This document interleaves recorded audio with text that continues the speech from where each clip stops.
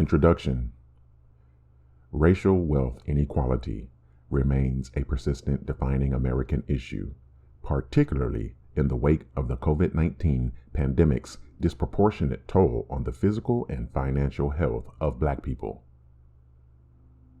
Despite a decade of philanthropic investment and renewed attention from progressive elected officials, policymakers, and advocates, we have yet to make discernible progress in ensuring Black families have the power and freedom wealth bestows. A web of anti-Black policies and practices have created drastically different economic realities for Black and white Americans when it comes to wealth accumulation. White Americans have been provided with up escalators they can ride to reach their goals without hurdles. Meanwhile, Black Americans have been forced onto down escalators, which they must run up to reach their destination. The false narratives we collectively hold are a key barrier in understanding the root causes of racial wealth inequality. Narratives, our cultural understandings, frames of reference, or mental models, play a significant role in how leaders create and implement policies and how Americans receive them. Far too often, lawmakers and others in position of power assert that poor personal choices and/or a lack of financial know-how cause racial wealth inequities. These harmful personal responsibility and bootstraps narratives, coupled with pervasive anti-Blackness, have led us to believe education, financial literacy, and marriage are the common sense solutions to racialized and systemic economic inequality. These inaccurate narratives and their corresponding inadequate solutions do the work of making the structural issues that lie at the root of these disparities. We focus all our policy efforts on pushing Black people to run up the down escalator faster, rather than focusing on the fact that they are forced to climb a down escalator in the first place. The COVID-19 pandemic and the corresponding economic crisis have only exacerbated what was already a collective failing by policymakers and elected officials who continue to invest in solutions focused on individual behavior instead of systems change. This approach reinforces inequitable economic structures and is an underlying cause of why our country has failed to move the needle on racial wealth inequality. This paper begins by providing up-to-date estimates of the magnitude of racial wealth inequities with a specific focus on Black and white populations. We then highlight how personal responsibility, bootstraps, and anti-Black narratives have distorted our understanding of both the drivers of racial wealth disparities and solutions to advancing racial equity. We then illustrate how these flawed and pernicious narratives prevent us from addressing root causes in 5 policy areas: education, home ownership, entrepreneurship, income, and family structure. Finally, we outline the necessary shifts that must take place to address the root causes of racial wealth inequality and center our COVID-19 recovery efforts on building a truly just and fair economy where all Americans are able to thrive. Black Americans are running up down escalators when it comes to wealth building. Over the course of U.S. history, Black people have consistently been locked out of opportunities to amass assets through the major components that build intergenerational wealth, including financial assets, home ownership, business ownership, retirement funds, and non-residential real estate. As a result, Black families have never had resources comparable to white families to pass down to future generations. Intentional actions and policy decisions rewarded white Americans while denying the same wealth building opportunities for Black Americans. Deep racial wealth inequality between Black and white Americans continues to persist and widen. Figure 1 reveals stark racial differences in median wealth for every quintile in 2019. The typical black household's wealth was $24,100. For white households, it was $188,200. This translates into the typical black household holding about 12 cents for every dollar of wealth held by the typical white family, a disparity that has remained largely unchanged since 1989. While these median figures provide a conservative estimate of the extent of wealth inequality, mean figures better represent the magnitude of difference between black and white Americans. When looking at the wealth of black and white households at the mean in 2019, the gap is a staggering $840,900. Nevertheless, for ease of comparison, we utilize median values as the reference points throughout this paper, but the disparities generally are far wider with mean values.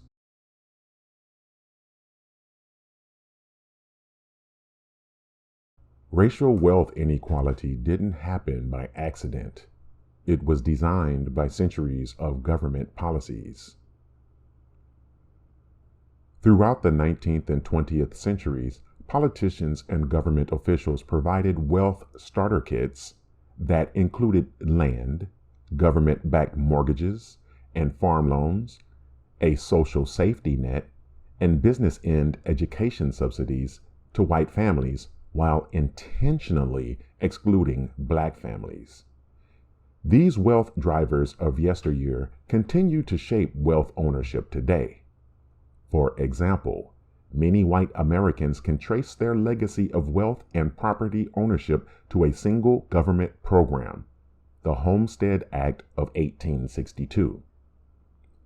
It expropriated and redistributed land from 42 Native American tribes to white homesteaders. Between 1868 and 1934, the government granted 270 million acres of Western land, an area the size of California and Texas combined, to 1.5 million white families.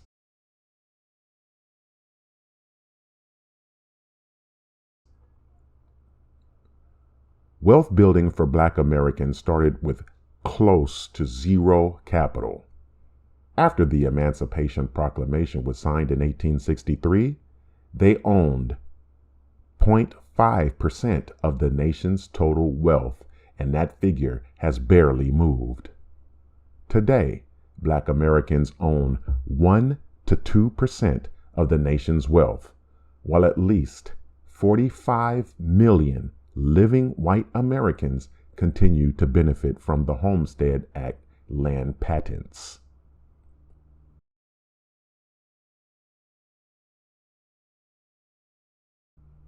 Politicians and government officials often colluded to impede black people from building generational wealth. For example, under the New Deal in the 1930s, black laborers were blocked from an estimated $143 billion in 2016 dollars in unemployment benefits. Anti-black racism in housing policies and practices created a structure in which black families as neighbors were considered to be less favorable, and the neighborhoods they live in were devalued. Between 1934 and 1963, the federal government backed $120 billion of home loans, and more than 98% of the funds went to white households. In addition to enacting policies that blocked black wealth building, the federal government turned a blind eye to upward of 100 violent white riots and massacres that took place between the end of the Civil War and World War II. These horrific assaults not only resulted in the mass murders of black people, but also led to the destruction and/or appropriation of their property, businesses, lands, and communities by white terrorists. These and many other policies and practices enacted and reinforced in tandem by the public and private sector work together in a powerful dance, creating a structure of systems that intentionally extract the little wealth Black families own while also blocking the transfer of wealth to future generations. A comprehensive understanding of wealth, the value of what you own minus what you owe, demonstrates how a public health and economic calamity like the COVID-19 pandemic can have vastly different consequences across racial lines. Wealth generates opportunity, and white households are far more likely to hold assets, and the types of assets they hold have significantly higher median values than those of Black households. In 2019, the financial assets of white households were more than 9 times higher, or $44,000 more than Black households. The wealth difference between Black and white households is striking when we consider liquid assets, those assets that can quickly be turned into cash. These funds act as the fence between emergency setbacks, like the negative income shock produced by the COVID-19 crisis, and economic catastrophe. They allow people to continue to pay their mortgage or rent, quit a dangerous job, cover an unexpected health care bill, and provide a financial cushion for their families during a pandemic. In 2019, the typical Black household had just $1,410 in liquid assets, compared with $8,000 for their white counterparts. In 4 out of 5 income quintiles, Black households had less than half the median liquid wealth of white households.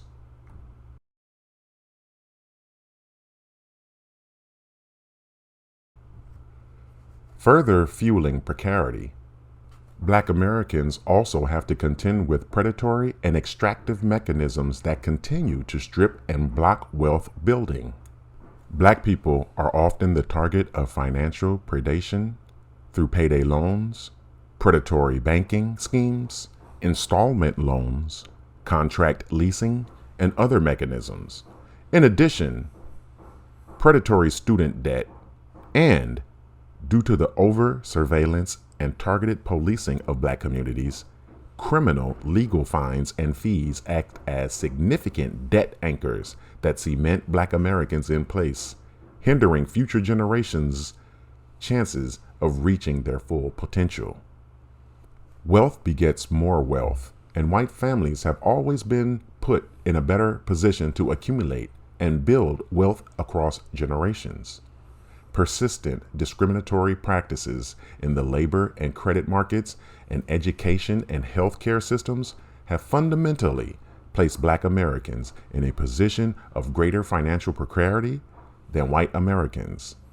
Black Americans are still running up a down escalator, and the way things are set up now in our economy, not all of us can get where we want to go. Narratives are key drivers of racial wealth inequality. Narratives, or our mental models, contribute to how leaders create and implement policies and determine how Americans are categorized and treated. More than just stories of specific people, narratives are how we make sense of the world. They determine the extent to which we build empathy, and they dictate who we recognize as deserving of support and dignity. We examine 2 interlocking narratives that are deeply embedded in the American psyche and hold undue power over how we imagine and implement economic and social policies in the United States. Anti-Blackness. Notions of anti-Blackness, a cultural disregard and disgust for Blackness, manifests as a mode of power, violence, dispossession, and accumulation that exists beyond social class position. It permeates the rules and practices of all our institutions and systems. Anti-Blackness calls into question the deservedness of Black Americans and undergirds policies that marginalize and disproportionately punish them.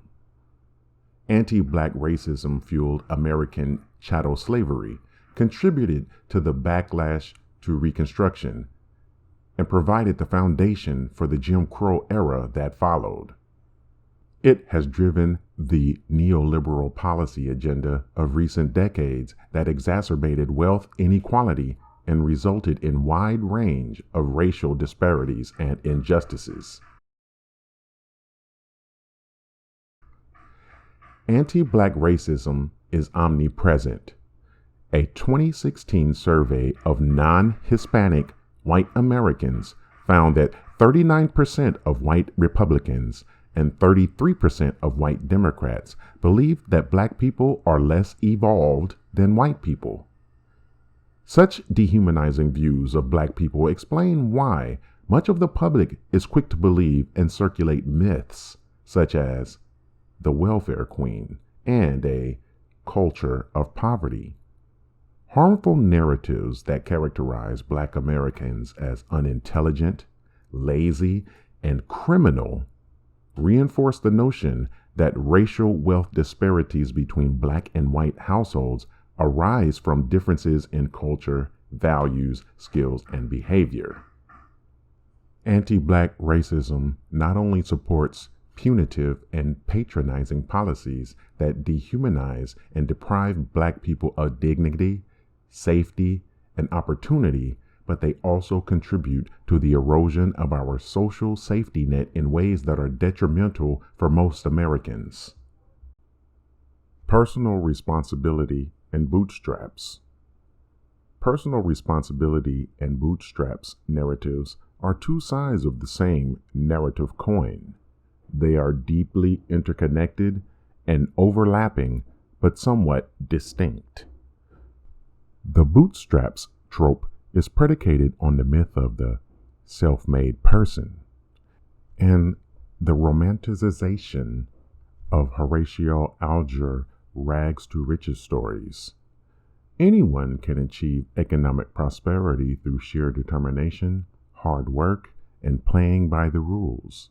This notion of a meritocracy is a widely held American belief and profoundly shapes our thinking about economic mobility and informs our strategies to build wealth. Under a meritocracy, wealth and advantage are rightful compensation for skill and talent. Research reveals, however, that accepting meritocracy as true makes people more selfish, less self-critical, and more prone to act in discriminatory ways. The personal responsibility trope, a belief that financial insecurity and poverty are the result of moral failings, bad choices, and behaviors, has driven decades of neoliberal policies that prioritize financial market imperatives over human well-being and justify the destruction of our social safety net.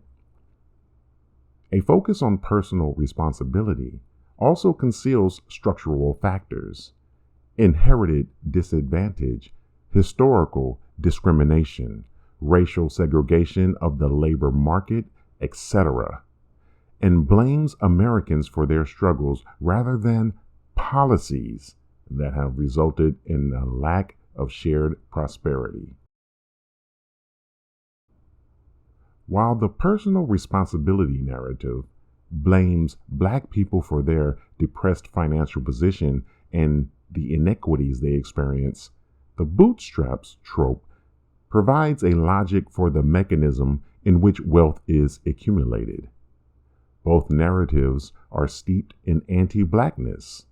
They offer a rationale for disinvesting in Black people and their communities while ignoring the deep structural change needed to address who has power in our economy and democracy. To create structural policy change, that will truly address the root causes of the racial wealth gap, we must replace these dominant narratives with ones that frame inequality as a result of deliberate policy choices and practices. How narratives blind us. A closer look at how personal responsibility and anti-Blackness play out in 5 common strategies to build wealth. Anti-Blackness and personal responsibility fuel harmful misconceptions about the drivers of racial wealth inequality.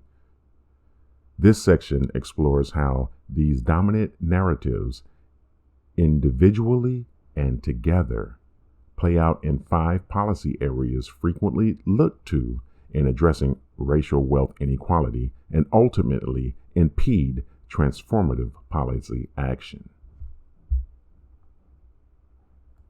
Education. Anti-Blackness and bootstraps narratives manifest in our views on education and its role in addressing racial wealth inequality. At the core of the bootstraps narrative is the idea that people can make different choices when faced with financial precarity. However, the data demonstrates that Black Americans cannot gain wealth in the same way as white Americans with higher education. The bootstraps narratives directs us to search for solutions that stay at the individual level, rather than focus on structural solutions such as addressing the discrimination within the labor market that continues to ensure Black people will not be treated equally. Cultural narratives asserting that Black Americans do not value education is another harmful trope rooted in anti-Blackness.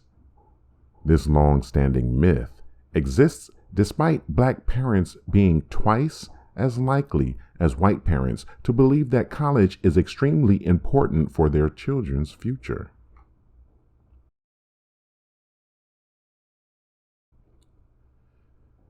Higher education credentials do not yield the same benefits and advantages for Black people as they do for white people, nor do they eliminate or substantially reduce racial wealth inequality. Although educational attainment is associated with higher levels of wealth, the relationship between degree status and median wealth varies sharply between Black people and white people. Figure 4 illustrates stark differences in wealth between white and Black households at every level of educational attainment. Black household heads with a college degree hold $22,000 less wealth than white household heads who lack a high school diploma. And Black household heads with advanced degrees hold about half the wealth of white household heads with a bachelor's degree. The typical Black household head with a college degree has about 17 cents for every dollar of wealth for the typical white household head with a college degree. And the typical Black household head with a master's, professional, doctorate degree has about 20 cents for every dollar of wealth held by the typical white household head with the same degree status.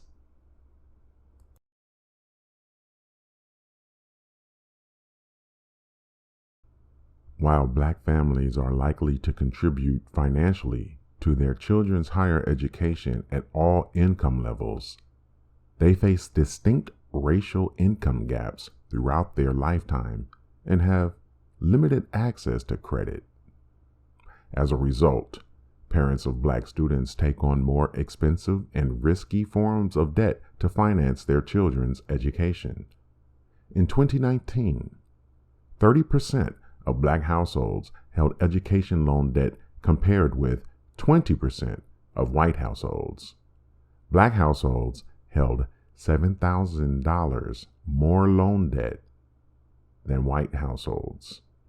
When restricted to households with advanced graduate degrees, most black households reported having student loan debt more than twice the number of white households at both the master's and professional doctoral levels. Not only are black people more likely to graduate from college or advanced degree programs saddled with costly student debt, but due to racial discrimination in the labor market, there are dramatic differences in the payoff for these degrees. Figure 6 illustrates the massive disparities in income between black and white households with similar levels of education. Black household heads with a college degree had an income that was less than 2/3 of white household heads with a college degree. And black household heads with a master's, professional, or doctorate degree earned half their white counterparts. Over time, wage gaps have widened the most among college-educated workers. In 1979, college-educated black workers were paid 86.4% of college-educated white workers, and by 2019, that ratio had dropped to 77.5%. Educational attainment also does not shelter black workers from disparate employment outcomes. Black workers are more likely to be unemployed than white workers at every level of educational attainment. Black workers are also more likely to be underemployed than white workers with the same level of education. For instance, 40% of black college graduates are employed in a job that does not require a college degree, compared with 30% of white college graduates. Black Americans cannot educate their way out of the racial wealth gap simply studying harder and gaining more credentials. Bootstraps narratives cause us to focus our investments and efforts at the individual level, such as tutoring, mentorship programs, and student debt financial courses, rather than addressing structural impediments to wealth building, such as increasing privatization of financing for higher education and labor market segregation and discrimination. In our current system, where students must take on debt to finance education and labor market discrimination persists, educational attainment cannot possibly correct systemic and historic exclusion. Without changing the narratives that prevent us from addressing systemic barriers, black students will not be able to experience the full promise of an education. Homeownership. Anti-blackness, and particularly narratives of black criminality, have shaped housing inequality for decades. The persistence of perceptions of black people as a threat to safety remain a central part of our nation's cultural understanding and worldview. Ideas of black criminality drive housing prices down in black neighborhoods and serve as a justification for the exploitation of black people in the credit market. It underpins notions of black neighborhoods being unsafe and therefore undesirable. Research reveals that even when all characteristics of homes and neighborhoods are the same, white participants view majority black neighborhoods as less safe and less desirable than majority white neighborhoods. Wealth among white Americans realized through home ownership has been so disproportionately large because segregated white communities were able to hoard resources at the expense of other communities, and as a result, Black and white households do not experience the benefits of home ownership equally. In the U.S., in 2018, homes in neighborhoods with no black residents were worth a median value of $341,000, while homes in neighborhoods with majority black residents were worth $184,000. The average equity held in white-owned homes is $216,000, while the equity held in black-owned homes is $96,000. In 2019, the median value of black real estate assets was about 60% of the value of white real estate assets. In addition, black households were less likely to hold real estate assets than white households by 29 percentage points. Over the last 100 years, the housing market has consistently perpetuated racial discrimination, and the 2008 foreclosure crisis was no exception. Leading up to the Great Recession, for example, many banks deliberately peddled black people into bad mortgages. Despite black women having higher credit scores, they were 256% more likely to receive a subprime mortgage than a white man with the same financial profile. The most recent federal data from the Home Mortgage Disclosure Act shows that lenders denied mortgages for black applicants at a rate 80% higher than their white peers. Since the Great Recession, homes in majority black communities continue to be devalued. The rules of the housing market penalize racial integration. The higher the share of black people in the neighborhood, the less the home is worth, even when controlling for age, social class, household structure, and geography. For instance, a report by Brookings found that owner-occupied homes in black neighborhoods are undervalued by $48,000 per home on average in comparison to neighborhoods with few or no black residents. In addition, they found that differences in home and neighborhood quality do not fully explain the devaluation of homes in black neighborhoods. Homes of similar quality in neighborhoods with similar amenities are worth 23% less in majority black neighborhoods, reflecting the depth of racial bias in the home valuation process. Solutions that look to home ownership to address racial wealth inequality often fail to provide real wealth building mechanisms for black people because they do not look to address and shift the structural racism baked into the housing market or the lack of intergenerational wealth black people face. Often, investments in increasing the pipeline to home ownership for black households focus on individualized solutions such as housing counseling programs or home ownership classes that focus on shifting behavior, budgeting, savings, and improving credit scores, rather than addressing the predatory and unjust credit system or the underlying anti-blackness baked into the housing market. Without shifting harmful narratives around anti-blackness and focusing on structural barriers, home ownership alone will do very little to address racial wealth inequality.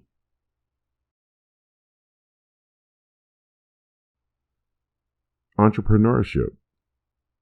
Stories that perpetuate the fallacy of the self-made man, or bootstraps narratives, as well as notions of anti-blackness, shape our beliefs that bolstering entrepreneurship among black Americans will build their wealth and narrow racial wealth inequality. These narratives not only result in the support of individual solutions to address structural problems, but more importantly, obscures the fact that white people amassed wealth to seed and sustain businesses over generations through a myriad of federal government policies and programs, while black people have been denied these resources. In the face of economic exclusion and marginality, black people have a legacy of responding by establishing their own businesses and economic ecosystems, but have done so without significant government investment, as was provided for white Americans. Similar to home ownership, black business owners are faced with structural challenges to owning businesses at every step of the way, from deep-seated anti-blackness in financial markets to a lack of intergenerational wealth to support their business venture. For instance, black-owned businesses start with approximately a third less capital than their white peers and have difficulties raising private investments from mainstream investment systems. And only 1% of black business owners obtain loans in their founding year, compared to 7% of white business owners. Once they own a business, black business owners face many hurdles to sustain their business, since a lack of intergenerational wealth makes sustaining their venture more challenging. In 2019, 58% of black-owned firms fell into the category of at risk or distressed in comparison to 27% of white-owned firms. Research shows black entrepreneurs are more likely to experience downward economic mobility. 8 out of 10 black-owned businesses fail within the first 18 months. And the economic impact of business failure may be more severe for black business owners. For black people, being an entrepreneur versus being an employee is associated with a higher risk of downward mobility than similarly situated white people. For decades, policymakers and funders have looked to entrepreneurship as the way to solve racial wealth disparities. However, this logic is backwards. It is only by first addressing racial wealth inequality that we will be able to close the racial entrepreneurship gap. While entrepreneurship can result in increased wealth levels for some black households, black business owners do not experience the same return on business assets as white business owners. In 2019, the median value of black business interests was about half of white business interests. In addition, black households were less likely to hold business interests than white households by 11 percentage points. Policymakers and funders continue to focus efforts and increase black entrepreneurship through small, one-time business grants, education, training/technical assistance, and mentorship, rather than addressing the lack of intergenerational wealth black families were allowed to obtain, or the anti-blackness baked into financial and credit markets. The current approach to entrepreneurship policies and programs far too often focuses on individual solutions rather than looking to rectify the inequalities in business ownership that stem from little to no government investment. While entrepreneurship is often cited as one of the many solutions to address racial wealth disparity, creating policies and programs designed for individual entrepreneurs rather than addressing systemic inequalities will not narrow racial wealth inequality. Family structure.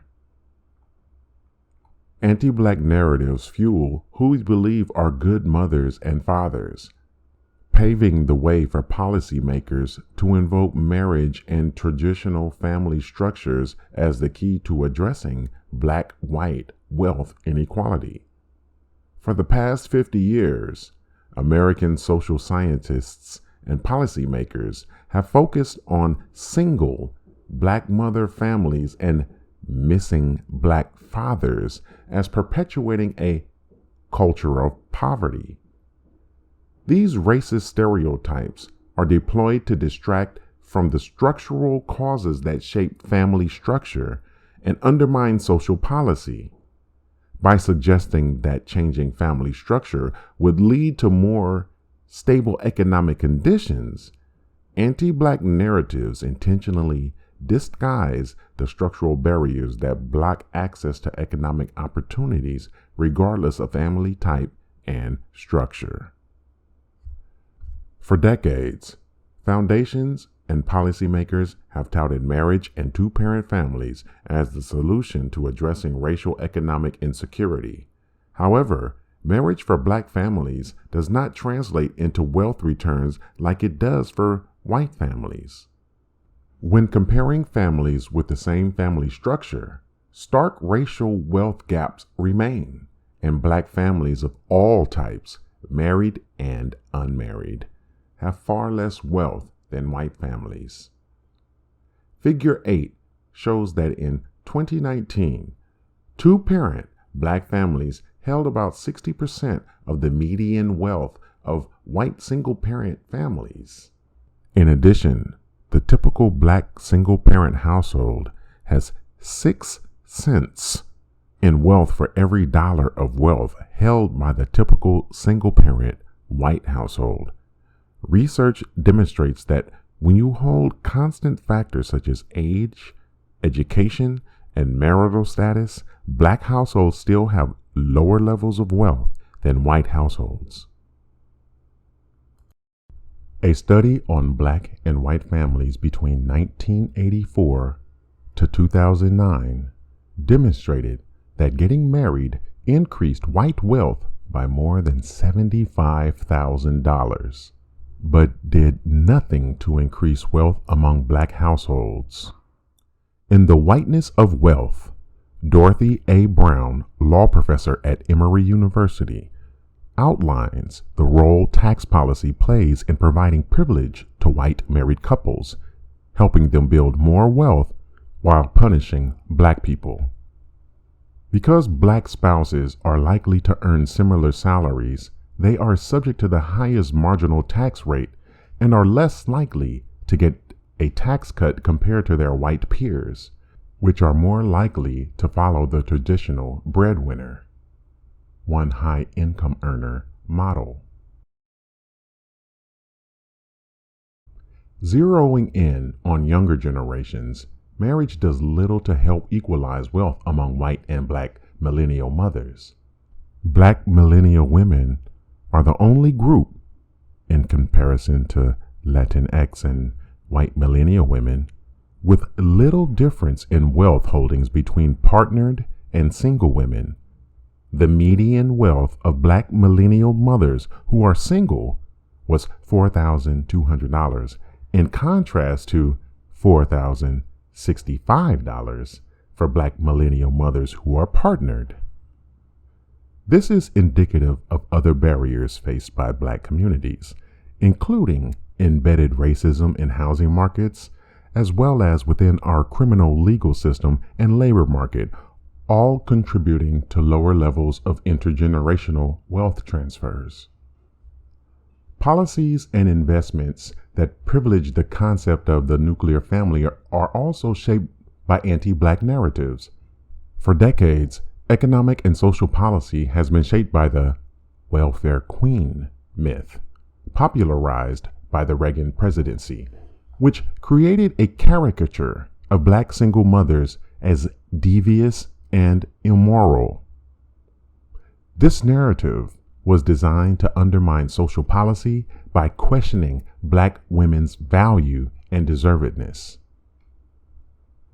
Policymakers also are tied to the narrative of the missing black father that they have built punitive policies and initiatives such as President Obama's My Brother's Keeper, based on the flawed thinking that black men are absent parents.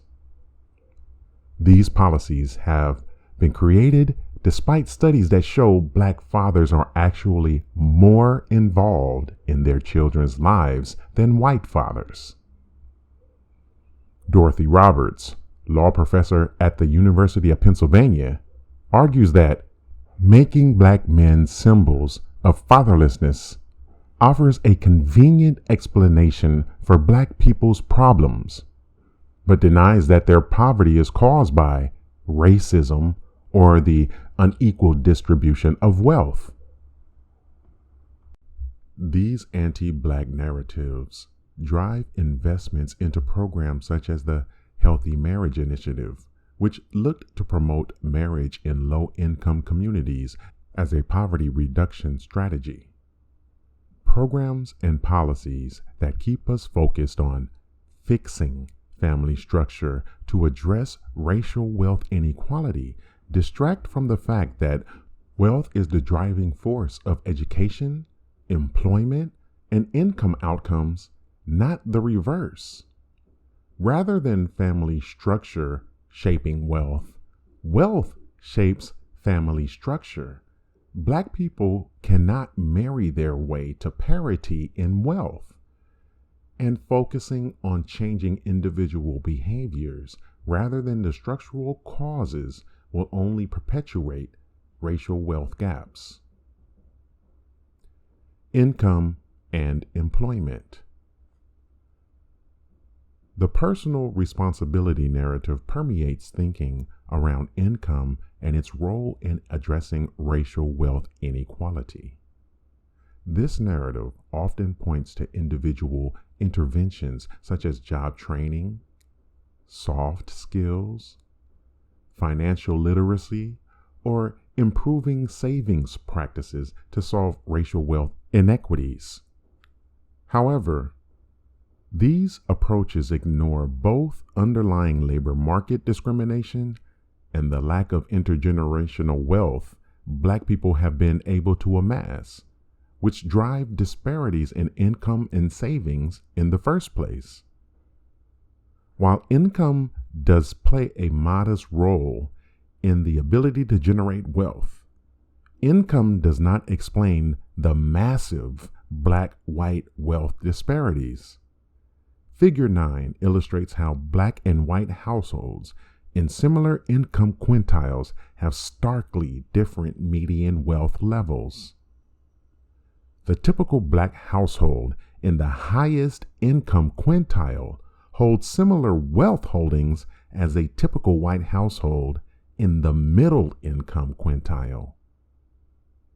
The typical Black household in the middle income quintile holds less wealth than the typical white household in the lowest quintile. The typical Black household in the lowest income quintile has 1/15 of the wealth of the typical white household in the same quintile, which translates to about 7 cents for every dollar of wealth for white households.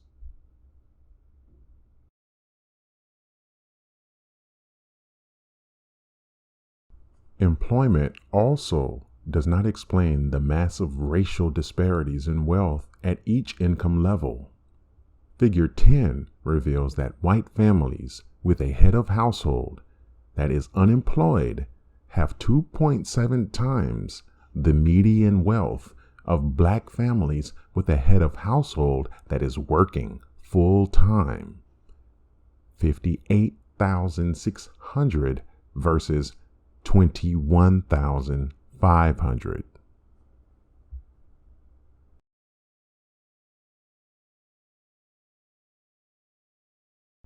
Higher income jobs with good benefits can contribute to increased wealth, yet these are precisely the jobs that Black Americans are more likely to be locked out of.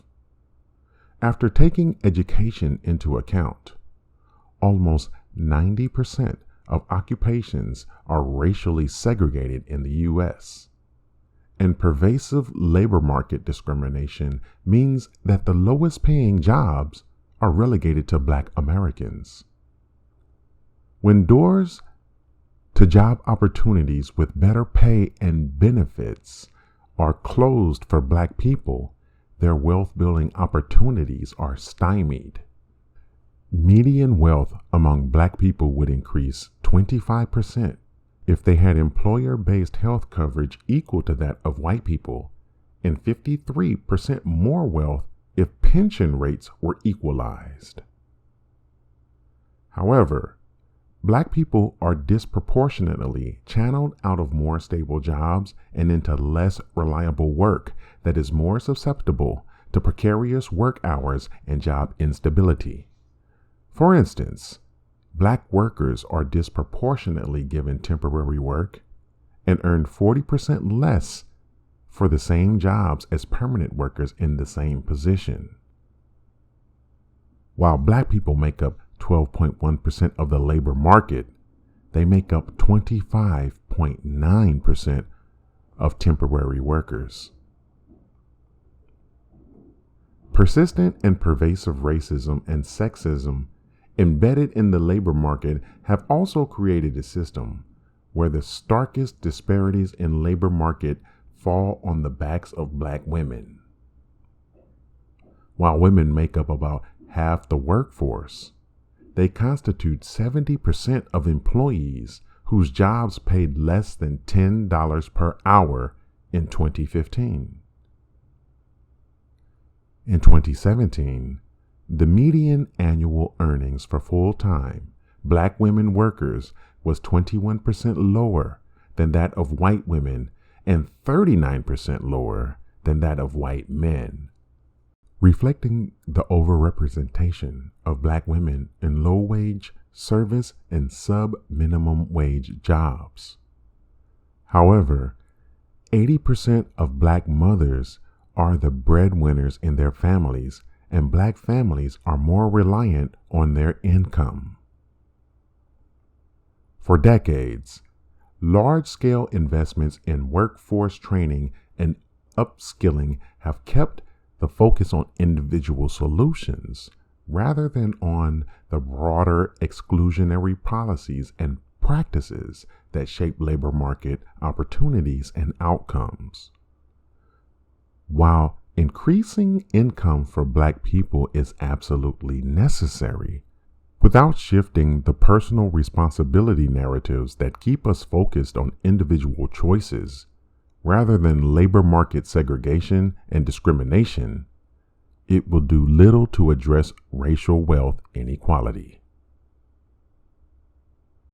It's time to get serious about narrative change and the root causes of racial wealth inequality.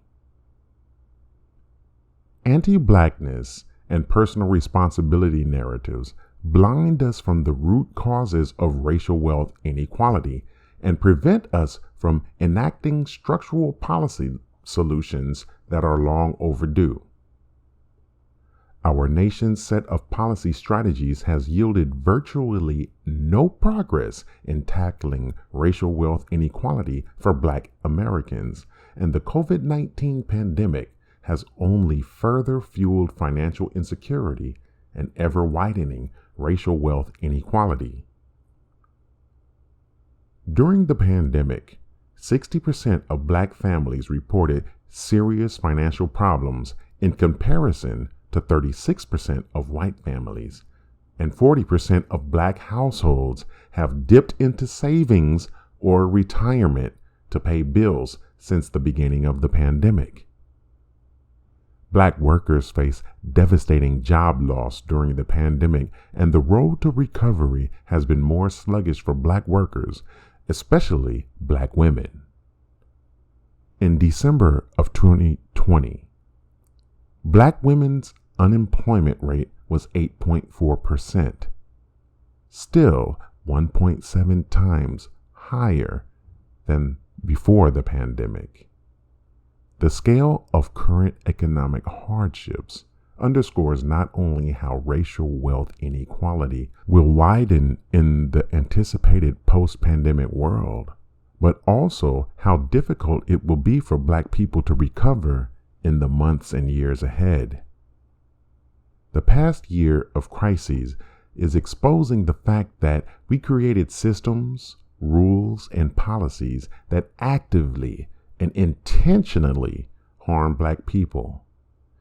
In order to truly address racial wealth inequality and the impact of the COVID-19 crisis, policymakers and funders must move away from solutions focused on behavioral changes and individual choices. Rather, they must take bold actions backed by large-scale financial investments to shift dominant narratives and reimagine economic structures that support, uplift, and protect Black people. We propose 4 foundational actions and provide corresponding examples of the types of policies that together can address the root causes of racial wealth inequality. Number 1, shift harmful narratives. We cannot build power to change the rules that have resulted in low wealth levels among Black people without shifting narratives about Black people, neighborhoods, and institutions that are steeped in deficits, falsehoods, and stereotypes. We must shift mental models that lead people to believe that wealth accumulation is predicated on hard work and making the right economic decisions. We propose major investments in narrative change efforts to build a movement led by Black people and supported by allies. This vision calls for immersing Black change agents and other cultural curators in a sustained series of culture shift experiments to create and deploy new counter narratives. There are a few examples of Black change agents currently working in different sectors to address dominant narratives about Black people. For instance, Alicia Walters, through her work, the Black Thought Project, a collaboration with the Insight Center, creates interactive art installations where Black people are given a space, perspectives while others protect, witness, and honor what is shared. Artist Alexandra Bell, through her Counter Narratives series, uses headlines in media articles to reframe racist narratives. In his cultural practice, landscape architect Walter Hood uses art and symbolism to recenter Black people in public spaces, and Associate Professor of Social Work Courtney Cogburn has translated her research on racial inequities in health to a VR experience that looks to create shifts in social perceptions and attitudes. New narratives created by Black cultural curators and advocates will inspire action on a series of change levers in education, popular culture, media, philanthropy, and economic policies and practices, and when leveraged with the movement building efforts, will help create deep lasting change that is a fundamental precursor to truly addressing the root causes of racial wealth inequality. Policymakers have also started to recognize the importance of investing in narrative change.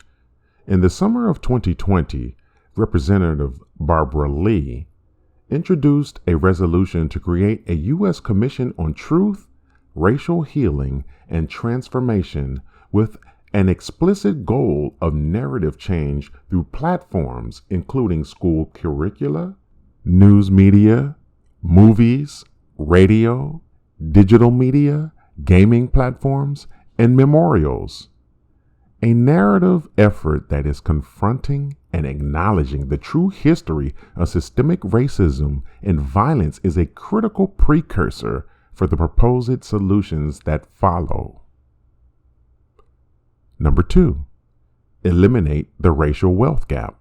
While increasing home ownership, entrepreneurship, job opportunities, and educational levels among Black Americans may improve the wealth position for some, they will not result in fundamental change in the conditions of structural racial economic inequality or close the racial wealth gap.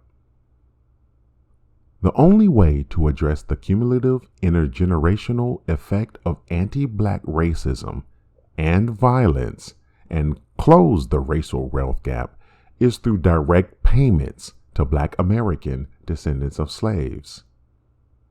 A federal reparations program that makes direct payments eligible to recipients solves for the cumulative damages of slavery, Jim Crow, and the enormous racial wealth gap. A federal reparations program is the most transformative step forward to address racial wealth inequality. Black people became the only race in the U.S. ever to start out as an entire people with close to zero capital. After the Emancipation Proclamation was signed in 1863, Black people owned 0.5% of the nation's total wealth, and that figure has barely moved. In 2020, Black American descendants of U.S. slavery were 12% of the nation's population, but possess less than 2% of the nation's wealth. Black-white wealth inequality is the most powerful economic indicator of the full effects of racial injustice in the United States, and to erase these differences, which as of 2019 stood at $840,900 per household. The nation must provide the large-scale investments to build Black assets to a level comparable to those given to white Americans. Raising the Black share of wealth up to the Black share of the nation's population would require an expenditure of at least $11 trillion. Current policies and programs that claim to close the racial wealth gap fail to adequately account for an economic system built to harm Black Americans and the cumulative impacts of racial injustice. A federal reparations program will correct for these fundamental harms. Number 3.